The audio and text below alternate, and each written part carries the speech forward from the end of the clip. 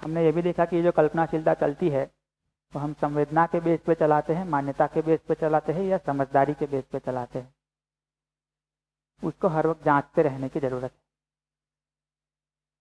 मतलब इस पूरे शिविर को समेट के देखे ना तो मुझे लगता है ये सबसे महत्वपूर्ण काम कि भाषा बहुत सारी हम बोल लेने लगे, शब्द बहुत सारे हमारे पास आ गए, लेकिन कल्पनाशीलता में जो चला रहे जिएंगे तो वैसा ही, कल्पनाशीलता में जो चला रहे उसी से सुखी दुखी होते रहेंगे। तो वहाँ चीज़ें ठीक बैठ जाए, ये एक महत्वपूर्ण काम। परिवार में व्यवस्था को जब हमने देखा तो उसमें कुछ प्रश्नों से, कुछ सामान्य प्रश्नों से हमने शुरुआत की थी कि क्या हम सुखी होना चाहते हैं, तो उत्तर है हाँ। क्या हम अपने परिवार में सबको सुखी करना चाहते हैं, तो भी उत्तर है हाँ। क्या हम परिवार में सबको सुखी करने के लिए खुद दुख उठाने को भी तैयार है, तो भी उत्तर है हाँ। तो जब ये पूछा जाए कि दुख उठाते भी है तो आपके पास कुछ किस्से भी है, हाँ परिवार को सुखी करने के लिए आपने दुख उठाया भी है, फिर भी क्या आपके परिवार के लोगों को ये तो नहीं लगता कि उनके दुख के कारण आप हैं, तो भी उत्तर आता है कि हाँ ऐसा तो कुछ है। उल्टा पूछने पे भी कुछ ऐसा ही लगता है।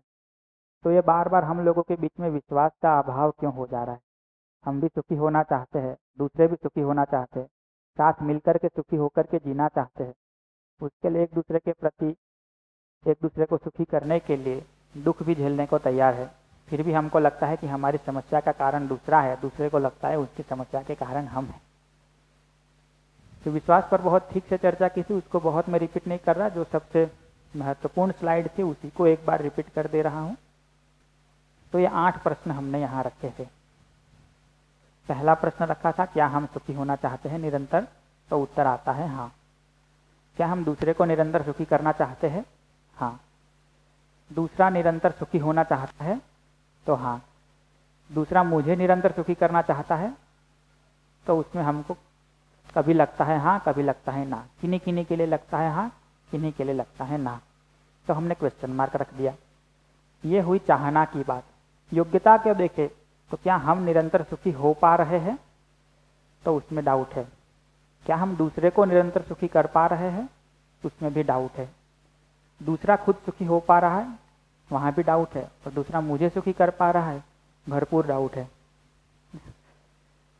लेकिन हम जब भी अपना आकलन करते हैं तो ये देखते हैं कि मेरी चाहना तो सुखी होने की है, मेरी चाहना तो आपको भी सुखी करने की है, तो मैं अच्छा व्यक्ति हूं, मैं कोई बुरा नहीं चाहता, ना अपना ना किसी और का। लेकिन जब मैं आपका आकलन करता हूं तो मैं ये देखता हूं कि आप खुद दुखी है और मुझे भी दुखी कर रहे हैं।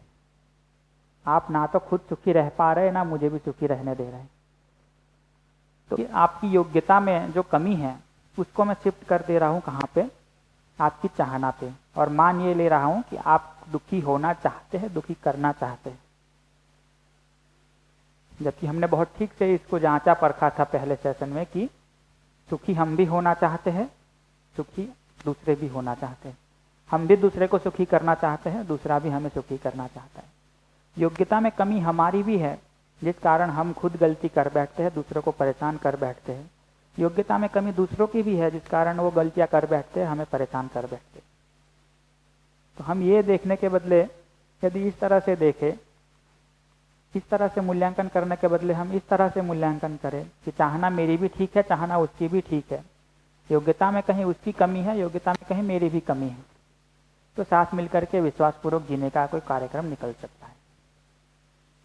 और इसी को समेट के कहे तो हमने 1-2 उदाहरण बहुत व्यावहारिक भाषा में देखे थे ना, कि हमको लगता है गिलास मुझसे टूट जाता है या टूट गया, पर दूसरे ने गिलास तोड़ दिया। हमसे कोई चीज खो गई ना, दूसरे ने वो चीज खो दी, तो कहीं ना कहीं उसकी योग्यता में कमी है, बट हम मान क्या ले रहे हैं कि वो जानबूझ के गलती करता है। इंटरेस्टिंग बात यह है कि हमसे 100 ग्लास टूटे हैं और 101वां भी हमसे टूट ही जाता है, दूसरे से भी पहला ही टूट रहा है, तो भी वो तोड़ रहा है। हमसे 100 बार गुस्सा हो जाता है, लेकिन गुस्सा हो जाता है, तो दूसरा 2 बार गुस्सा कर रहा है भले, बट वो गुस्सा कर रहा है। लेकिन ठीक से देखे तो हमको ये दिखता है कि हम भी गुस्सा करना तो नहीं चाहते, वो भी गुस्सा करना तो नहीं चाहता, कहीं परेशानी के कारण हम भी गुस्सा कर बैठते, परेशानी के कारण वो भी गुस्सा कर बैठता है। जब आप परेशान होते हैं और बुरा बर्ताव करते हैं, दूसरों से क्या अपेक्षा रखते हैं? वो भी बुरा बर्ताव करे या आपका सहयोग करे? सहयोग करे। जब दूसरा परेशान है और आपके साथ बुरा बर्ताव कर रहा है तो आप क्या कर रहे हैं? आप भी बुरा बर्ताव शुरू कर रहे हैं, सहयोग कर रहे हैं? बुरा बर्ताव शुरू कर। हमने ये भी देखा था कि ये दूसरा व्यक्ति जो चिल्ला रहा है, चीख रहा है, बुरा बर्ताव कर रहा है, ये वाकई में हमको दुखी करना चाह रहा है या खुद दुखी है और अपना दुख व्यक्त कर रहा है? वो उस स्थिति में है जहां बहुत दुखी है और उसको सहायता की जरूरत है, बट हम ये मान ले रहे हैं कि वो हमें दुखी कर रहा है और हम उसको और दुखी करने लगते हैं। खुद तो होते ही है। तो इस तरह से जीते हैं तो हमको ये दिखता है कि ये एक दूसरे की चाहना पर शंका हो जाना संबंधों के टूटने का सबसे प्रमुख कारण है। यदि एक दूसरे की चाहना पे विश्वास है तो हम ये कह सकते हैं कि हम इस बात को लेकर आश्वस्त है, दूसरा भी मेरे सुख समृद्धि के लिए है, दूसरा भी खुद सुखी समृद्ध होना चाहता है, मेरे सुख समृद्धि में सहयोगी होना चाहता है। जहां एक दूसरे की योग्यता में कमी है, साथ मिल करके जी लेंगे, थोड़ा एक दूसरे का सहयोग करके आगे बढ़ लेंगे, कमियों को पूरा कर लेंगे। बट ये बहुत बारीक बात है कि कई बार हम ये स्वीकारने को भी तैयार नहीं होते कि हमको इनकी चाहना पे शंका है। हम ये भी स्वीकारने को तैयार नहीं होते कि हमको हमारे अपनों की चाहना पर शंका है। हमको यही लगता है कि हमने तो शिविर कर लिया है, हमको पता है उनकी चाहना में गड़बड़ नहीं है, योग्यता में गड़बड़ है, भाषा तो ये दे देते हैं, लेकिन ये जो इरिटेशन आता है, ये जो गुस्सा आता है, उसके पीछे का कारण सोचेंगे क्या निकलता है? चाहना पर शंका है नहीं है? बट ये बहुत बारीकी से देखने वाले बिंदु है, उसको देखते रहिए। हम लोग अभी दूसरे भाव पर आगे बढ़ते हैं। तो ये विश्वास तो है चाहना पर कि ये सुखी होना चाहते हैं, सुखी करना चाहते हैं, लेकिन अभी इनकी योग्यता कितनी है, अभी ये सुखी होने के लिए क्या करेंगे, ये एक अलग मुद्दा है।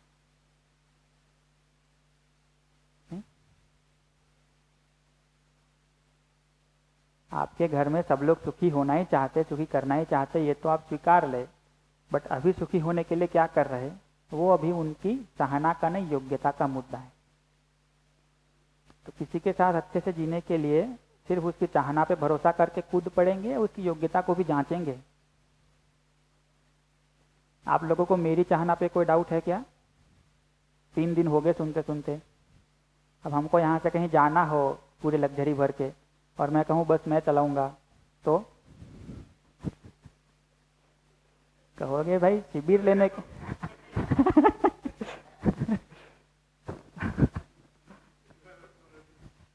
तो आप कहोगे कि भाई शिविर लेने की, ये बातें करने की तुम्हारी योग्यता तो देख ली, ये बस चलाने की तुम्हारी योग्यता है कि नहीं, वो अलग से हमको जांचना पड़ेगा। तो जब जीने का कार्यक्रम बनाने जाते हैं तो किसी की योग्यता कितनी है वो भी देखना पड़ेगा ना। तो उसी को हम कहते हैं सम्मान के तहत किसी का सही सही आकलन करना। सम्मान शब्द को थोड़ा फैला के देखेंगे तो सम प्लस मान। सम का मतलब होता है सम्यक, ठीक ठीक, मान का मतलब मापना, आकलन करना। तो किसकी कितनी योग्यता है उसका ठीक ठीक आकलन कर पाने को क्या कह रहे हैं? सम्मान। थोड़ा इसका और देखते हैं कि आप यदि ये कहे कि भाई तुम्हारे जैसा तो कोई नहीं, ये आप ठीक ठीक आकलन कर रहे हैं, ज्यादा कर रहे हैं? ज्यादा कर रहे हैं। आप ये कह दे कि तुम एकदम बेकार हो, तुमको कुछ समझ में नहीं आया, ये ठीक ठीक आकलन कर रहे हैं, कम कर रहे हैं? कम कर रहे हैं। आप ये कह दो तुम तो गधे हो, ये ठीक ठीक आकलन कर रहे हैं, कुछ और ही आकलन कर रहे हैं। तो इसी को हम क्या कहते हैं? अधिमूल्यन, ओवर इवेल्युएशन, अवमूल्यन, अंडर इवेल्युएशन, और अवमूल्यन या निर्मूल्यन, जो भी शब्द ठीक लगे, अदरवाइज इवेल्युएशन।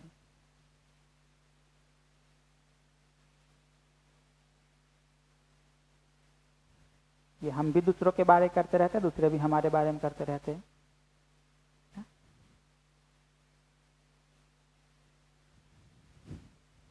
जैसे आप घर में 2-4 काम में हाथ बंटवा दो मम्मी का, तो मम्मी फिर मेहमानों को क्या कहती है, पड़ोसी से क्या कहती है? सबको ऐसी बेटी दे भगवान। फिर आपको तो यह काम है, आपका मूड नहीं है काम करने का और आप काम करने से मना कर दे रहे, फिर क्या? तो ये कहीं यहाँ घूम रहे। हम भी दूसरों के बारे में क्या करते, कभी बहुत सर पे चढ़ा लेते, कभी मान लेते बहुत कम, या कभी तो कुछ है ही नहीं, ऐसा ही कुछ मान लेते, गधा है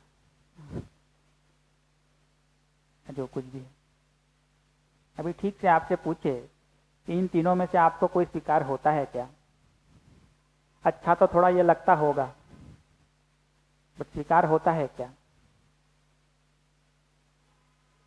तो ये जो कुछ अलग आपके बारे में मान लिया जाता है, आपकी जो योग्यता है, आपका जो अभी लेवल है, उससे आपको बहुत अधिक मान लिया जाता है, उससे बहुत कम मान लिया जाता है, या उससे कुछ अलग ही मान लिया जाता है, उसी को हम क्या कहते हैं कि ये आपका अपमान है। जनरली हमको ये अपमान लगता है, ये अपमान जैसा लगता नहीं है, बट है तो वो भी अपमान। क्या आप जो हो नहीं वही तो बता रहे, आपकी योग्यता जितनी है नहीं उससे बहुत बढ़ा के तो बता रहे नहीं। अभी इंटरेस्टिंग बात यह है, ये अधिमूल्यन, अवमूल्यन, निर्मूल्यन बाकी के सब दूसरे लोग ही हमारे बारे करते रहते हैं या हम भी खुद का अपना करते रहते हैं? ये दूसरे लोग ही हमारा अधिमूल्यन अवमूल्यन करते हैं, हम भी खुद का अधिमूल्यन अवमूल्यन करते रहते हैं। कैसे करते हैं? कभी लगता है हमारे जितना समझदार तो कोई है ही नहीं धरती पे, और कई बार गिल्ट में चले जाते हैं, हमारे जितना बुद्धू तो कोई है ही नहीं। कोई अच्छा काम कर लो ना तो ऐसा लगता है धरती तो हम ही घुमा रहे। कई बार लगता है कि मैं इस धरती पे रहूं ना रहूं क्या फर्क पड़ता है, कैसे ही चली आ रही है, चलती रहेगी दुनिया, क्या ही वैल्यू है मेरी। कई बार लगता है कि कुछ कर दिखाने के लिए ही तो आए हैं, दिखा के जाएंगे, इतिहास के पन्नों में नाम लिख के जाएंगे। अब तो खैर इतिहास के वीडियो बनेंगे, पन्ने तो नहीं बनेंगे, बट जहां भी हो तो हम अपना भी अधिमूल्यन अवमूल्यन करते रहते नहीं करते? ऐसे तो मैं तो बहुत बड़ा बड़ा बता दिया, छोटी छोटी बातों में भी करते रहते हैं। कि जब भी हम अपना अधिमूल्यन करते हैं, जब भी हम अपना अवमूल्यन करते हैं, तब हम आराम में रहते हैं, बेचैन रहते हैं? खुद का जब अधिमूल्यन कर ले रहे, खुद का जब अवमूल्यन कर ले रहे, आराम रहते हैं, बेचैन हो जाते हैं?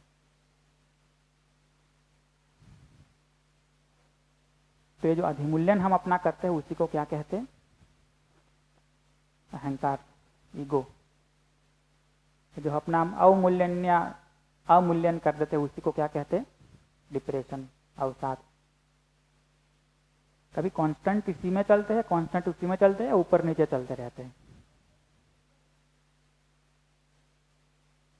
कभी लगता है हम बहुत अच्छे हैं, कभी लगता है हम बहुत बुरे हैं, कभी लगता है हम तो बहुत अच्छे हैं, कभी लगता है बहुत बुरे। तो ये कांस्टेंट कहीं चलते हैं या ऊपर नीचे कुछ ऐसा चलता है? इससे भी अस्त व्यस्त चलता है ना। अभी शिविर कर लिए, हमको लगा हमको बहुत सारी बातें पता चल गई, हमारे जैसा समझदार तो कोई है ही नहीं। परिवार में सबसे ज्यादा तो हम ही समझदार हो गए भी। जैसे घर जाते हैं कोई ठीक से डांट देता है, दिन भर भाषण सुन सुन के आते हो, फर्क तो कुछ पड़ता नहीं है, आकर तो वही हरकतें करते हो। जाओ जाके अपना कमरा ठीक करो पहले। अब यहीं रहेंगे, नीचे गिर जाएंगे डायरेक्ट। हम भी सोचेंगे कि बात तो सही है कि दिन भर भाषण सुन के आए, इतनी चर्चा करके आए, 10 प्रश्न तो हमने ही कर दिए थे माइक मंगवा के। तो फिर भी फर्क तो पड़ नहीं रहा कुछ हम में। जो लोग 2-4 शिविर कर ले उनके साथ तो बहुत बड़ी झंझट हो जाती है। फिर वो जब शिविर में आते तो सोचते ये सब तो बेचारे नए नए हैं, हम तो इसी में बूढ़े हो जाएंगे, पता नहीं फिर भी सुधरेंगे कि नहीं सुधरेंगे। तो ये अपना ही अधिमूल्यन अवमूल्यन करते रहते नहीं करते रहते।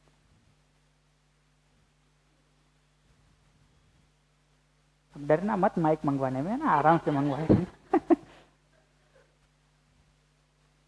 तो ये जो हमारी स्थिति चलती है ना, कई बार हमको लगता है कि हम बहुत विद्वान हैं, हम बहुत समझदार हो गए, हम बहुत जिम्मेदार व्यक्ति है। कई बार हमको लग जाता है कि हम तो कुछ नहीं है, हमसे कुछ नहीं हो रहा। फिर कभी लग जाता है कि हम तो बड़े ही वो है ना। इसी स्थिति के बहुत सारे स्टेप्स को देखेंगे ना तो कुछ ऐसा दिखता है।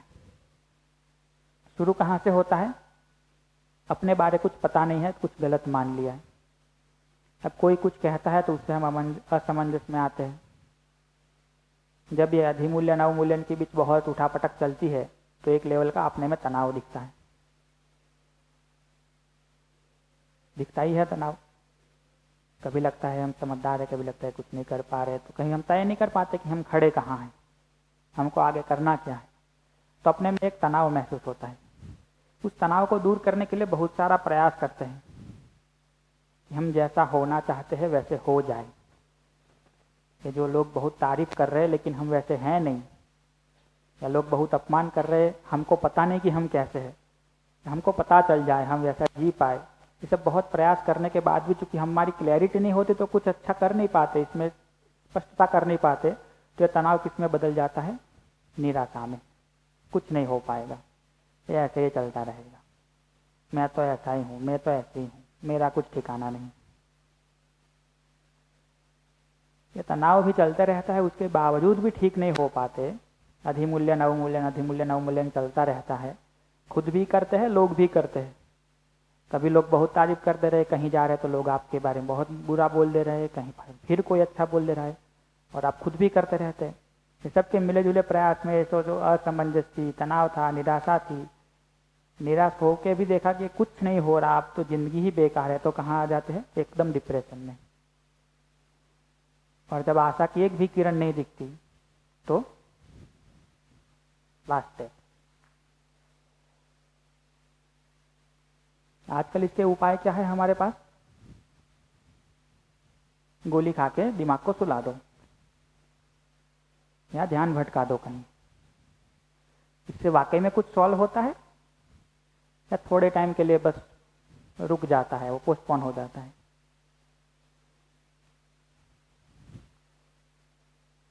जो डिप्रेशन की भी गोलियां देते हैं ना, असर तो दिमाग पे ही करती है, सिर्फ मेरे पे क्या असर करेगी वो? या तो दिमाग को सुला देती है या दिमाग में ऐसे केमिकल रिलीज कराते हैं जिससे हमको अच्छा लगता है। बट उससे यहाँ ये जो असमंजस है, ये जो गलत मान्यताएं बैठ गई है, अपना सही आकलन नहीं कर पा रहे, उसमें तो कोई फर्क नहीं पड़ेगा। ये तो चलते रहता है, उसी में एक एक स्टेप नीचे गिरते गिरते गिरते चले जाते हैं।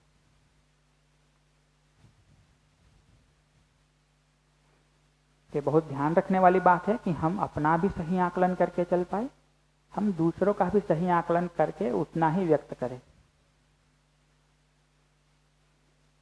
हमको लगता है हम किसी को मोटिवेट करने के लिए ज्यादा ज्यादा बोल रहे हैं, बट कहीं ना कहीं हम उसको इस चक्कर में धकेल रहे हैं।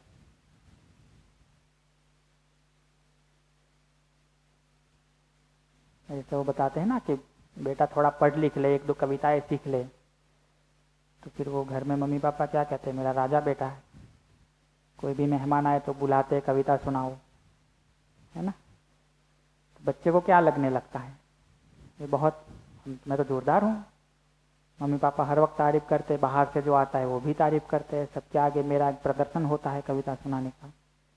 तो बचपन से ही हम अपने बारे यही मान के शुरू करते हैं, हम तो जोरदार है, हम तो राजा बेटा है, हम तो रानी गुड़िया है। क्या कहते हैं लड़कियों को, क्या कहते हैं? अब जब क्लास में जाते हैं तो वहाँ क्लास में सारे राजा बेटा इकट्ठे होते हैं, उनके बीच एक कंपटीशन चलता है, फिर कौन फर्स्ट आए, कौन वाकई में सिद्ध करके दिखाए कि राजाओं में भी महाराजा कौन है। यदि उसमें कोई लास्ट आ गया, फेल हो गया, फिर तो हमको कई बार लगता है कि तो बड़ी उम्र में शुरू होने वाला भाग है, लेकिन अब तो बचपन से ही शुरू कर दे रहे है ना।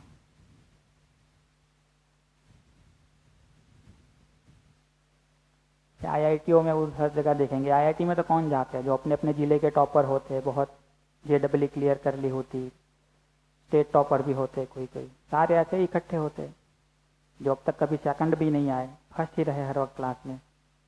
तो IIT में सारे ऐसे लोग आ गए और 120 की क्लास होती है। अब 120 अपने अपने स्कूल के, अपने अपने ज़िले के, अपने अपने गांव के टॉपर हैं। अपने को कभी इससे नीचे पाया ही नहीं उन्होंने। अब वहाँ 120 ऐसे लोग इकट्ठे हुए तो आपका 50-60वां नंबर भी तो आ सकता है। अब फर्स्ट से सीधा कभी सेकंड भी नहीं देखा और सीधा 50-60 या सीधा 100वां नंबर आ जाए तो क्या हालत होती होगी। तो फिर यही सब चलता है।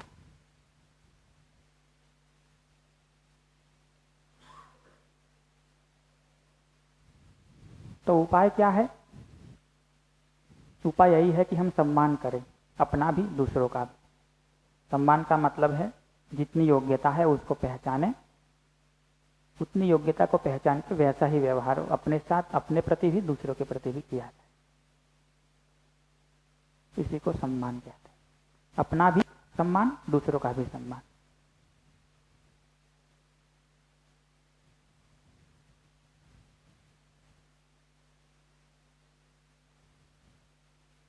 जैसे आप जनरली ही किसी दो लोगों को बात करते सुनेंगे ना, कहीं भी रैंडमली बाहर जाके जो कोई दो लोग बात कर रहे हैं, मूल पॉइंट क्या होगा उनके बात करने का? विषय कोई भी हो, जो भी बात कर रहे होगे, आर्ग्यूमेंट कर रहे होगे, कहीं ना कहीं ये सिद्ध करना चाह रहे होगे मैं तुमसे श्रेष्ठ हूं।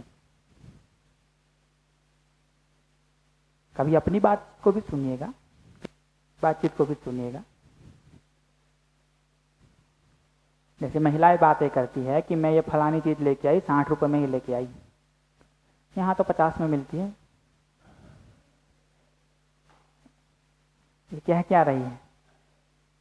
तुम बेवकूफ हो जो 60 में लेके आई, मैं होती तो 50 में ही लाती। नहीं,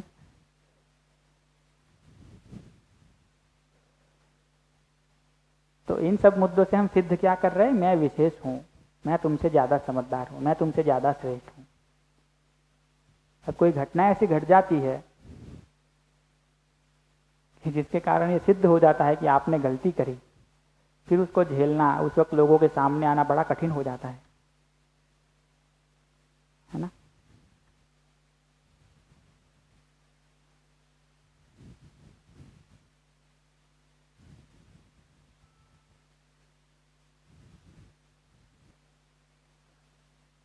नहीं,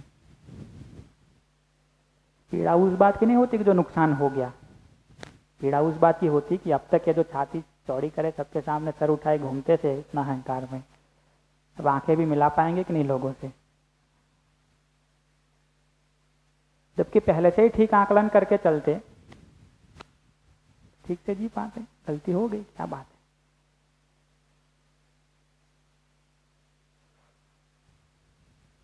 ये बात ऐसे बहुत सिंपल सी लगने वाली है, बट बड़े बड़े युद्ध हो गए इन चीजों को लेकर के। घरों में तो रोज ही चलते रहता है कुछ कुछ।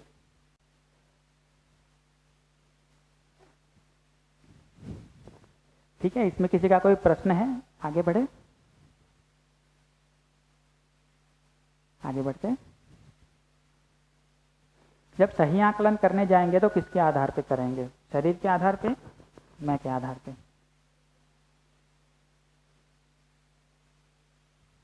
अभी शरीर के आधार पे कैसे आकलन कर लेते? रंग रूप देख करके, कपड़े कैसे पहने हैं देख करके, किस गाड़ी से उतरे हैं देख करके, ये सब बाहरी चीजों से देख के आकलन कर लेते हैं। लेकिन जीने की योग्यता कितनी है उनकी, समझदारी कितनी है उनकी, ये भी तो देखेंगे कि नहीं देखेंगे? ये भी तो सोचना पड़ेगा।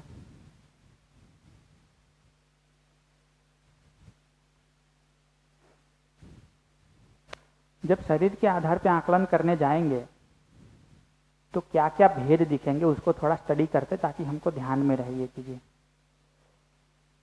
उसकी एक मोटा मोटी एक लिस्ट बनाने का यहाँ कोशिश की है, आप इसमें और भी चीजें जोड़ सकते हैं ना। तो कैसे कैसे भेद हम करते हैं? एक तो शरीर पे आधार पे, सबसे पहला उसमें आयु। बड़े है तो समझदार है, छोटा है तो तुमको समझ में नहीं आएगा, चलो निकलो खेलो जाओ।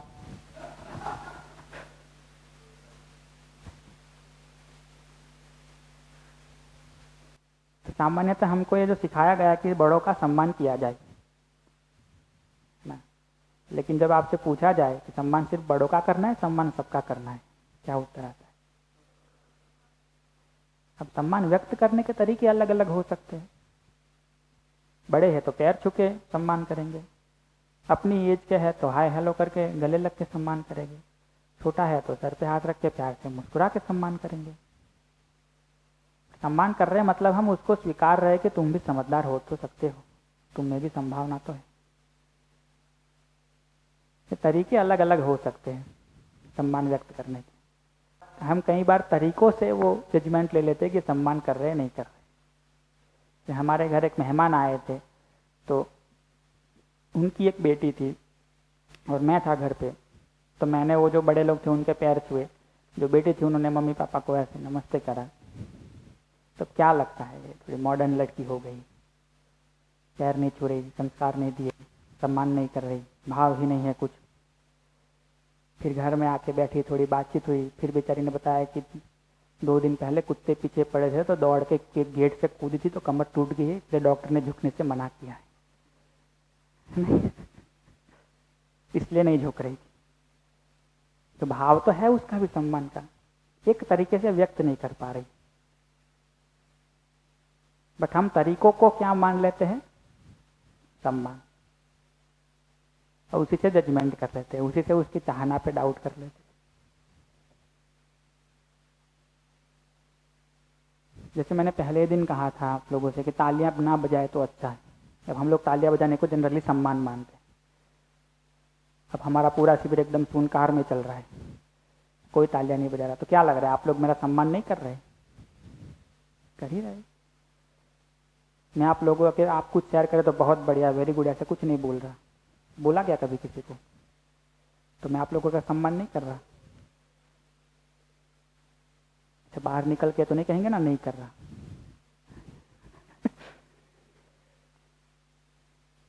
ठीक है, कैसे महसूस होता है मैं सम्मान कर रहा हूं आपका?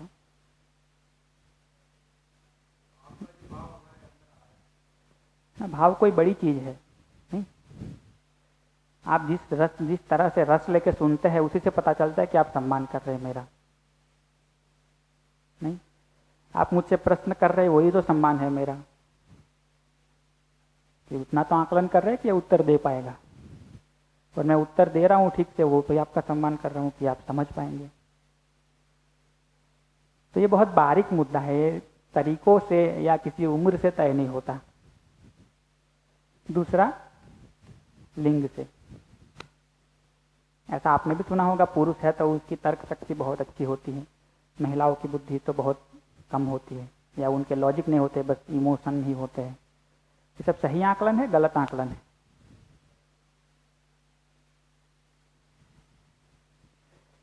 वंश के आधार पे सम्मान करते हैं। आप इस वंश के हैं तो आप बहुत सम्माननीय है, आप उस वंश के हैं तो नीचे वर्ग, आप कम है आपका स्टेटस दर्जा। ये भी ठीक तरीका है, गलत है? और बल के आधार पे, बलवान हो गए तो आप ज्यादा सम्मान पाएंगे। तो वही करते हैं, इसलिए तो फिर लोहा उठा उठा के रख दे रहे हैं। सुविधा, कल बता रहे थे ना वो व्यायाम का।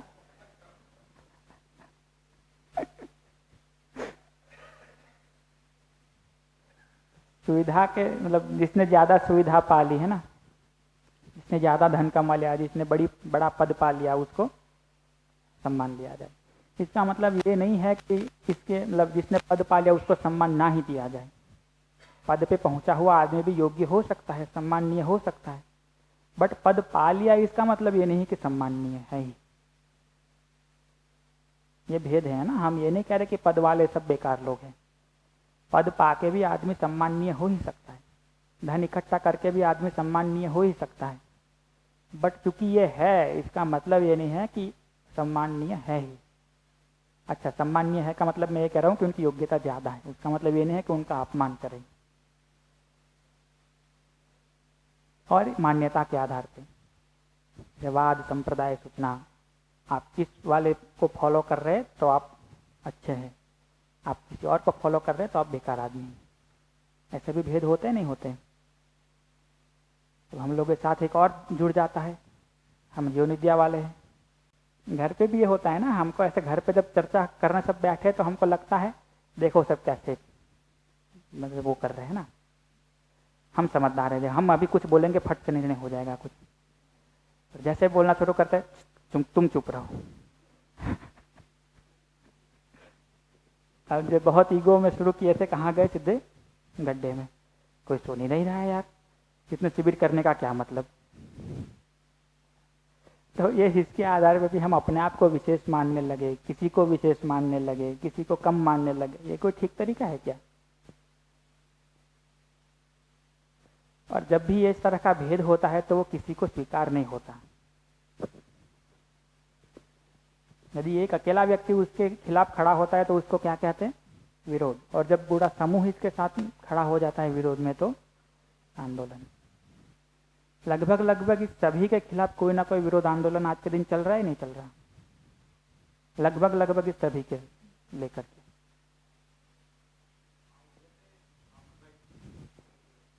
और ये जो घर में भी इसके विरोध करने का जो तरीका होता है वो बहुत यूनिक निकाल लेते लोग अपनी अपनी क्रिएटिविटी के हिसाब से।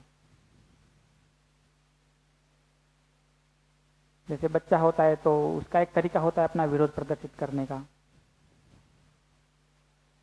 जैसे हमारे एक थे पहचान वाले व्यक्ति, उनका बहुत ये वाला भेद बहुत चलता था घर में कि मैं पुरुष हूं तो घर का पूरा हैंडलिंग मैं करूंगा, इनको कुछ समझ नहीं आता। तो पूरा उन्हीं का सब शासन चले, वो जब भी कुछ बोले तो बोले तुम चले जाओ, तुमको नहीं समझ में आएगा कुछ, ऐसे ही। तो उनको एक बार दांत का कुछ प्रॉब्लम हो गया तो डेंटिस्ट के पास गए, तो जो भी मरम्मत करनी थी उन्होंने कर दिया। फिर उनको कहा आप बैठिए, मुंह में कुछ और रुई भी लगा के मैं आपके पत्नी जी को सब समझा देता हूँ दवाई। तो पत्नी जी से सब दवाई समझ ली इन्होंने, पत्नी जी ने सब समझ लिया डॉक्टर से। फिर घर आए तो इन्होंने पूछा कि क्या कहा डॉक्टर ने? तो कहा कि ये माउथ वॉश है, इससे आपको मुंह धोते रहना है, ये गोली है, ये इसकी गोली है, कोई कड़क चीज़ नहीं खानी है, इतने दिनों तक बोलना नहीं है, ये नहीं करना है, वो करना है, ऐसे सब समझा दिया। इन्होंने कहा ठीक है।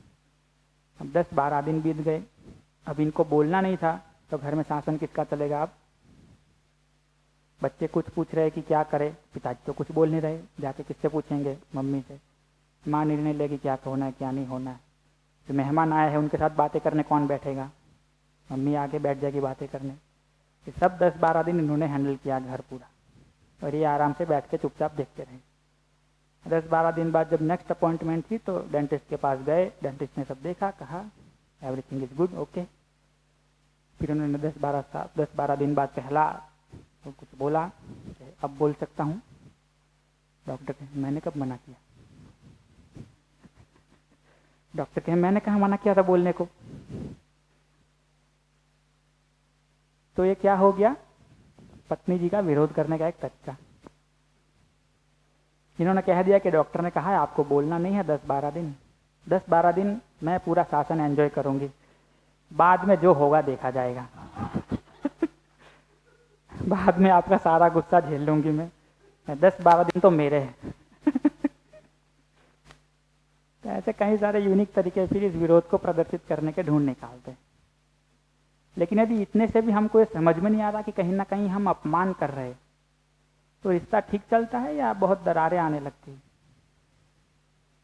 दरारें तो आने लगती।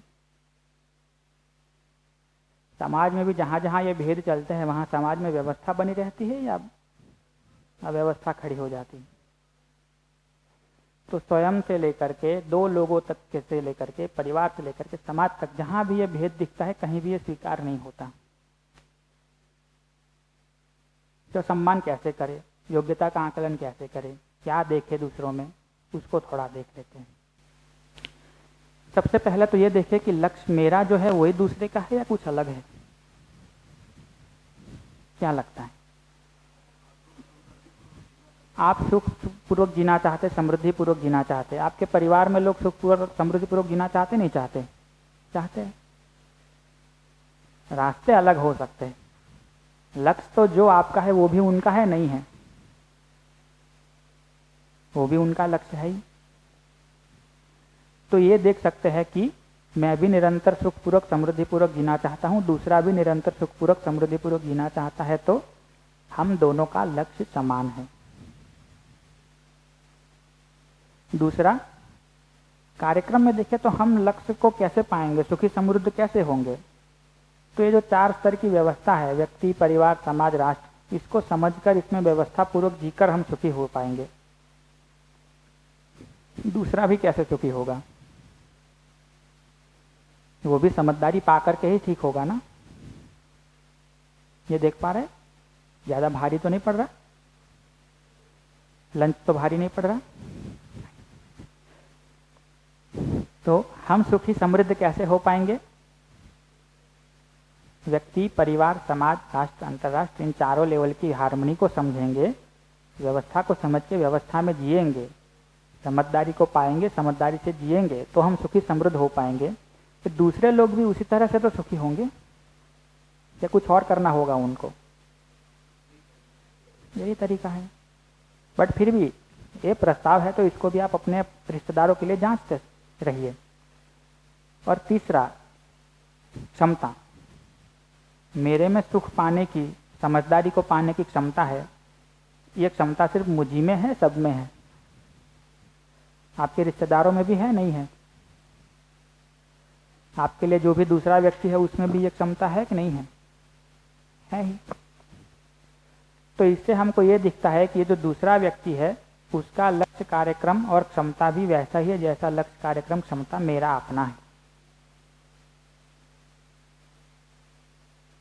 आप किसी के भी बारे सोच के देखिए, क्या वो भी सुखी समृद्ध होना चाहते, नहीं होना चाहते? वो भी समझदारी से सुखी हो पाएंगे, उनमें भी समझदारी से सुखी होने की क्षमता है। तो इससे क्या निकलता है, दूसरा मेरे जैसा ही है। जो लक्ष्य मेरा है वो लक्ष्य उसका भी है, उस लक्ष्य को पाने का जो कार्यक्रम मेरा है वो कार्यक्रम उसका भी है, उस लक्ष्य तक पहुंचने की क्षमता मेरी भी है, उस लक्ष्य तक पहुंचने की क्षमता उसकी भी है। चाहे उम्र में छोटा है, बड़ा है, लिंग में कोई भी हो, शारीरिक बल कम हो, ज्यादा हो, चाहे इस पथ से चल रहा हो, किसी और पथ से चल रहा हो, किस धर्म का है, किस जाति का है, कुछ भी है, चाहते क्या है, सुखी होना। कैसे सुखी होंगे, समझदारी से, और वो कर पाने की क्षमता भी है। तो ये लक्ष्य, कार्यक्रम और क्षमता जैसा मेरा है वैसा ही दूसरों का है। ऐसा देखते ही हमको ये स्वीकार होता है कि दूसरा भी मेरे जैसा ही है। ये दूसरा भी मेरे जैसा ही है, ये स्वीकार लेना ही सम्मान का सबसे न्यूनतम भाग है, यही सम्मान की शुरुआत है। जब आप दूसरे को अपने से अलग मानते हैं, अपने को दूसरे से विशेष मानते हैं, उसी क्षण आप दूसरे का अपमान करना शुरू कर देते हैं। जिस क्षण आप ये देख पाते हैं कि ये दूसरा भी मेरे जैसा ही है, ना तो मैं कोई विशेष व्यक्ति हूं, ना ये दूसरा कोई बेकार व्यक्ति है, या ना तो मैं बेकार व्यक्ति हूं, ना ये दूसरा कोई विशेष व्यक्ति है। जैसा लक्ष्य, कार्यक्रम, क्षमता मेरे में है, मेरा है, वैसा ही लक्ष्य, कार्यक्रम, क्षमता उसका भी। उस रूप में हम ये देख पाते हैं कि दूसरा मेरा जैसा ही है, तभी हम उसका सम्मान करना शुरू करते हैं।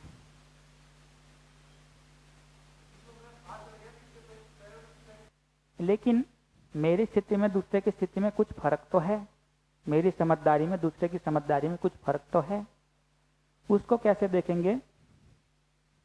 तो ये 3 बातें तो समान हो गई, इससे स्वीकारा कि दूसरा मेरे जैसा है, लेकिन ये जो योग्यता में फर्क है उसको कैसे देखेंगे? तो मेनली तो 2 संभावनाएं हैं। एक संभावना ये है, दूसरा मुझसे ज्यादा समझदार है, ज्यादा समझदार, जिम्मेदार है, या एक संभावना ये है कि मैं दूसरे से ज्यादा समझदार, जिम्मेदार हूं। 2 ही तो संभावनाएं हैं मेनली ना। अब यदि दूसरा व्यक्ति मुझसे ज्यादा समझदार, जिम्मेदार है, तो मेरा काम क्या है? तो मैं उसके सहयोग से अपने में भी उस योग्यता को पाने के लिए तत्पर रहता हूं।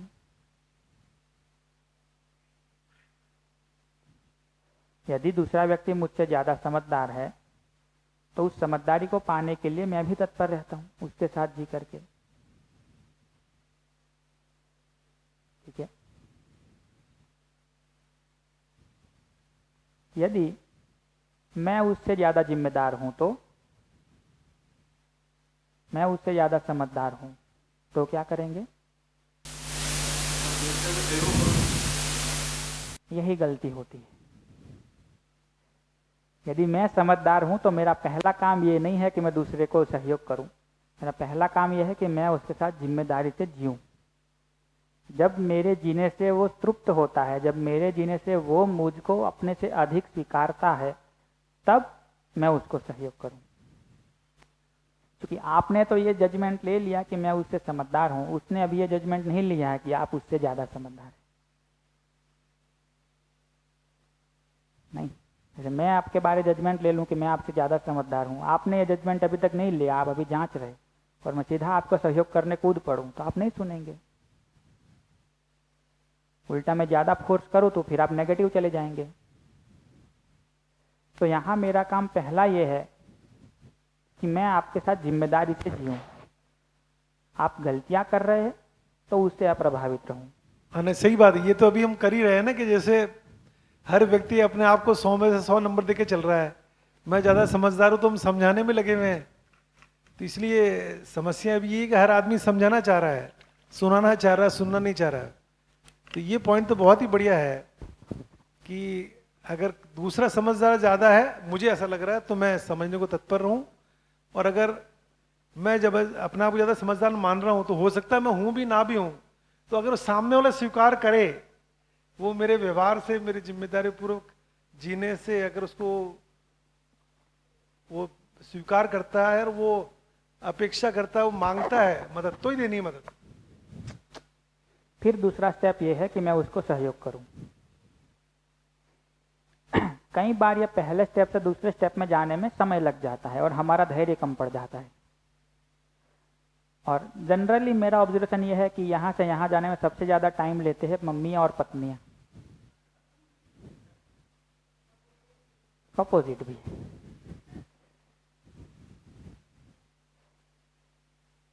कि हमने अभी तक जितनी गैर जिम्मेदारी उनके साथ की हुई है, जितना गैर जिम्मेदारी से हम जिए हैं, वो उनको पता है। अब हम 2-4 शिविर कर लिए, उससे उतने से उनको आश्वस्ति नहीं हो जाती। लंबे समय तक धैर्य बना करके अपने पे काम करना पड़ता है। जब उसकी कंसिस्टेंसी दिखती है तब वो स्वीकारते हैं कि हाँ आप ठीक है, अब वो हमसे समझने को तैयार है। इसलिए आप देखेंगे तो ज्यादातर यदि पति शिविर करते हैं तो उनकी ये प्रयास तो पहला यही होता है मैं समझा दूं। आते यहीं पे है कि इसको कोई और समझा दे, इसको शिविर में भेजो। पत्नियों का भी यही होता है, क्योंकि वो यहां से यहां पहुंचने में तो धैर्य कम पड़ता है। जैसे एक शिविर में ये मतलब भैया बता रहे थे कि कोई एक आई थी पत्नी जी जैसे शिविर में, ये सारी सब बातें हुई, चाहना योग्यता की और सम्मान अपमान की। तो सेशन से तुरंत बाहर जाके उन्होंने कहा फोन करके पति को, आपकी प्रॉब्लम मुझे समझ में आ गई। फिर प्रबोधक को कहा कि मुझे घर की समस्या की जड़ समझ में आ गई, मैं उसका उपाय कर लूंगी। फिर एक ही मिशन, इनको शिविर में भेजो कैसे भी करके। घर जाके सारे साम दाम दंड भेद रोमों के अपना के पतिदेव को भेजा शिविर में कि आप जाके शिविर करके आओ। पतिदेव भी बैठे शिविर में। 2-4-5 दिन बीते, जिस भी दिन ये चर्चा चली सब चाहना योग्यता की, सम्मान अपमान की, वो सेशन से बाहर जाके फोन करके कहे, सही कहा तुमने मुझे शिविर में भेजा, क्योंकि मुझे अब तुम्हारी प्रॉब्लम पकड़ में आ गई।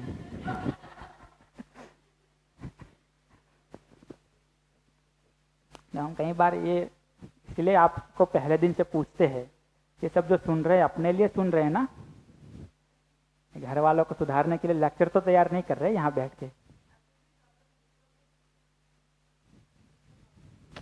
वही तो ये सारा काम अपने पे करने के लिए कर रहे हैं। ये दूसरों के साथ जो आप लड़ाई कर रहे हैं उसके लिए आपको ज्यादा शस्त्र सरंजाम देने का ये कार्यक्रम नहीं है कि आपको कुछ हथियार और दे दिए जाए ताकि आप अच्छे से लड़ पाए उनके साथ। दूसरा मतलब ये बात निकले तो एक और बात भी बता दूं कि जैसे भैया भी बता रहे थे कि भाषा नहीं बदलनी है घर जाके, तो आप देखेंगे कि ये बातें तीसरे दिन हम लोग कर पाए। 2 दिन जितनी मेहनत की हमने, जितना सोच विचार किया, जितनी मशक्कत की, उसके बाद ये चाहना, योग्यता, ये सब शब्दों को आप पचा पा रहे, ये देख पा रहे कि दूसरे की योग्यता चाहना में फर्क है। आप सोचिए पहले दिन आप आए होते और पहले ही सत्र ये चला होता तो आप पकड़ पाते क्या इन बातों को? नहीं देख पाते। अब आप घर जाके सीधा ये भाषा शुरू कर दे, जिनको पता ही नहीं है जीवन विद्या क्या है, जिनको पता ही नहीं है चाहना योग्यता चीजें क्या है, आप सीधा ही उनको कह रहे कि गलती कर रहे हैं, चाहना तो तुम्हारी ठीक है, आओ बैठो योग्यता बढ़ाते हैं। कैसे काम चलेगा? तो इसलिए ये सारी बातें अपने जीने को ध्यान में रख करके करने के हम आग्रह करते हैं आपसे। तो इसको मैं कंक्लूड कर देता हूं कि लक्ष्य, कार्यक्रम, क्षमता तो हमारा भी दूसरे का भी समान ही है। योग्यता में कुछ अंतर तो है। यदि उसकी योग्यता ज्यादा है, दूसरे की योग्यता ज्यादा है, तो मैं उसके साथ समझने के लिए तत्पर रहता हूँ, उससे कुछ समझने सीखने को तैयार होता हूँ। यदि मुझे ये लगता है कि मेरी योग्यता ज्यादा है, तो पहला काम तो यह है कि मैं अपनी योग्यता के तहत जिम्मेदारी से उसके साथ जीता हूँ, उसकी गलतियों से अप्रभावित रहता हूँ। ऐसा जीने में कितना भी समय लगे, जब भी दूसरा मुझे अपने से श्रेष्ठ स्वीकारता है और मुझसे सहयोग की अपेक्षा करता है, तब मैं उसको सहयोग करता हूँ। यदि वो कभी इस जगह पे नहीं आ पाता तो भी मेरा ये भाव तो बदलता नहीं है। यदि आपको ये लग जाए कि इस पूरी जिंदगी में दूसरा व्यक्ति मुझे श्रेष्ठ नहीं स्वीकारेगा, तो भी मेरा उसके प्रति भाव नहीं बदलता, तब तो हम अपने में ठीक है।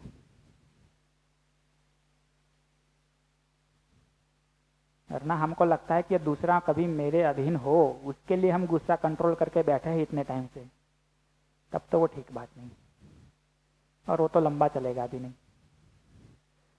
तो यदि हमको लगता है कि हम ज्यादा समझदार, जिम्मेदार है, तो पहला काम है उसकी गलतियों से अप्रभावित रह करके जीना। जब वो तैयार हो तब उसके साथ समझने का कार्यक्रम को आगे बढ़ाना।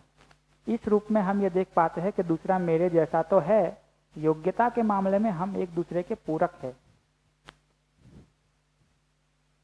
लक्ष्य, कार्यक्रम और क्षमता में हम समान है, योग्यता के मामले में हम एक दूसरे के सहयोगी है, एक दूसरे के पूरक है।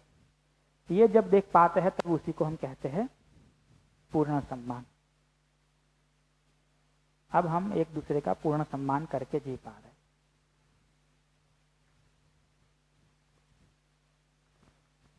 भैया अभी ऐसा हो रहा है कि अभी योग्यता में इतना वो नहीं हुआ है, तो जब भी यहाँ से शिविर के लिए कहकर आते हैं घर पे, यहाँ पे, और यहाँ से वापस घर पे जाते हैं, जब अब योग्यता का तो उतना लेवल मतलब खुद में इंक्रीज नहीं हुआ अभी, तो जब घर वाले पूछते हैं कि क्या हुआ शिविर में, और मतलब हमें भी बताओ थोड़ा बहुत कुछ, तो उस टाइम हम बता नहीं पाते कुछ ऐसा, तो उसको कैसे देखेंगे फिर? वही एक मिनिमम 2-4 बातें बता सकते हैं कि संबंध पे बात करते हैं, मूल्यों पे बात करते हैं, और जितना भी आप बता सके उतना बता के कंक्लूड ये करें कि उस पर मैं अपने पे काम करने के लिए प्रयास कर रहा हूँ। यदि वो ज्यादा इंटरेस्ट लेते हैं तो बताइए कि आप शिविर करके आइए, मेरी तो योग्यता नहीं है आपको सब समझा पाऊँ, इतना कह के छोड़ दीजिए। फिर वहां शिविर लेने ही लगना है, ऐसा कौन आपके फोर्स कर रहा है कि रुको मैं व्हाट्सएप से पीपीटी मंगवाता हूँ फिर शुरू करते हैं? ऐसा थोड़ी न करना है। घर वाले पूछते हैं क्या बात करी तो थोड़ा बहुत बता दिया जाए और कहा जाए कि मैं इस हिसाब से अपने पे काम कर रहा हूँ। क्योंकि पहले वाले शिविर में ऐसा हुआ था कि घर पे गए और उन्होंने पूछा और हमने जैसे बताना शुरू किया तो उनके पास कुछ गलत पहुंच गया। गलत का मतलब उन्होंने गलत तरीके से ले लिया, तो उनके लिए उनको हथियार दे दिया आपने, जो हथियार हमने आपको दिए थे वो हथियार आपने जाके उनको हैंड ओवर कर दिए। हाँ, वो प्रस्ताव नहीं था वो थोड़ा, तो उस हिसाब से वही। अब उनके पास बेनिफिट ये है कि उन्होंने शिविर नहीं किया है, आपने किया है। अब जब भी आप ये चाहना, योग्यता और गुस्सा और इन सब चीजों को लेके आएंगे तो आप ही फंसेंगे। क्योंकि उनके पास एक वो रामबाण है। मैंने थोड़ी शिविर किया है, तुम जाके करके आए हो, तुम तो गुस्सा कम करो, तुम तो सुधरो। यही हो रहा है, इसलिए आ रहे शिविर में लौट लौट के। इस बार मेरा पहला लक्ष्य यही था कि ये जो भी सुनूं मैं अपने खुद के लिए सुनूं, और ऐसा ना हो कि मैं सुनाने के लिए सुनूं। सही बात है, वही तरीका काम करता है। लॉजिक तो यूनिवर्सल है वैसे, मैंने देखा सबके घर वाले यही बोलते हैं, मेरे घर वाले भी बोलते हैं कि तेने तो शिविर किया भाई, तो तेरे में तो परिवर्तन दिखना चाहिए।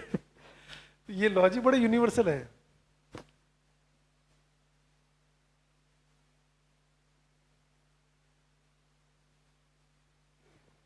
बताइए, सम्मान को लेकर के कोई डाउट है तो बात करते हैं।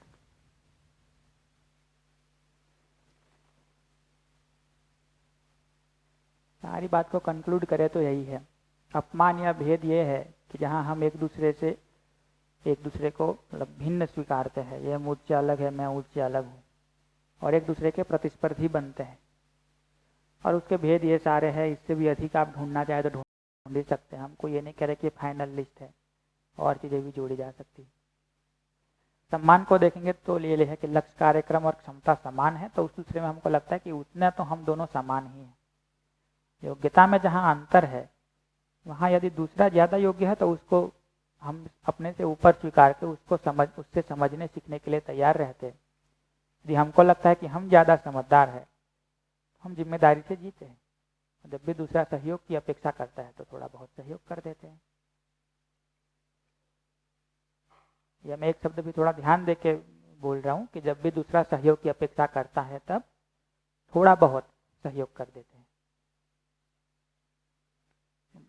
भाई 2 साल से हम वेट कर रहे थे, तुम कब हमसे सहयोग मांगो, आज जाके सहयोग मांगा है, अब 4 घंटे से कम में तुमको उठने नहीं देंगे यहाँ से।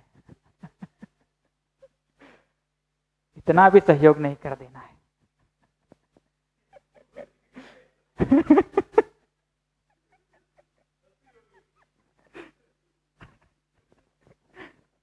तो कहेंगे भैया गलती कर दी, आपसे सहयोग मांग के रहने दो, बख्श दो हमें।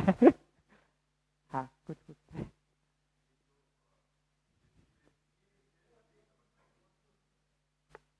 यदि मैं दूसरे से अधिक समझता हूं तो इसमें कहीं ईगो की झलक नहीं आती?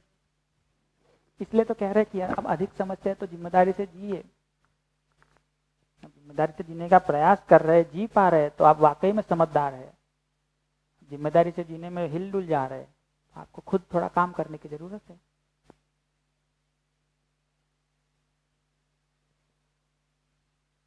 लेकिन हम अधिक समझदार भी है तो भी दूसरे को अपने से नीचा नहीं स्वीकारते। हम ये स्वीकारते हैं कि कुछ बातें हैं जिन पे मेरा ध्यान गया है, क्षमता तो इनमें भी है, उनका भी ध्यान दिला सकते हैं, तो तब भी हम दूसरे को अपने जैसा ही स्वीकार के चलते हैं। अपनी समझदारी ज्यादा है, इसको प्रमाणित ही है अपनी जिम्मेदारी को प्रकट करके। हाँ, और क्या, और क्या। ये जो बताया था व्यवहारिक वाला कि मैं दूसरे के साथ, अगर मैं अपने आप को दूसरे से ज़्यादा समझदार मानती हूँ तो दूसरों के साथ जिम्मेदारी पूर्वक जीना, तो इसी चीज़ पे मैं शेयरिंग करना चाहूँगी कि ये होता ही है। फिर मैं कुछ सुनती हूँ तो मुझे लगता है कि मुझे उनके साथ धीरता के साथ पेश आना है, फिर मैं जाती हूँ